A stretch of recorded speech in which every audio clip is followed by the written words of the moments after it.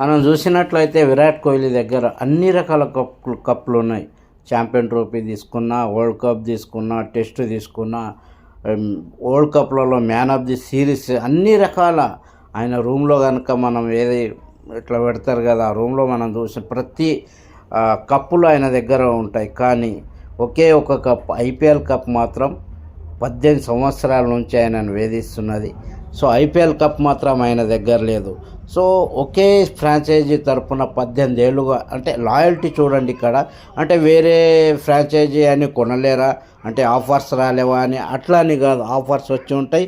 కానీ నేను ఆడేంత వరకు, ఐపీఎల్ ఉన్నంత వరకు ఒకే జట్టుతో ఆడాలని నిర్ణయించుకున్నాడేమో, అందుకని ఒకే ఫ్రాంచైజీ తరపున మరి అత్యధిక రన్లు అదే ఫ్రాంచైజీ తరపున ఐపీఎల్ మొత్తానికి అత్యధిక రన్లు అదే ఫ్రాంచైజీ తరపున ఆడి 900 పైచలకు ఇప్పటికీ స్టిల్ అదే రికార్డు ఉంది.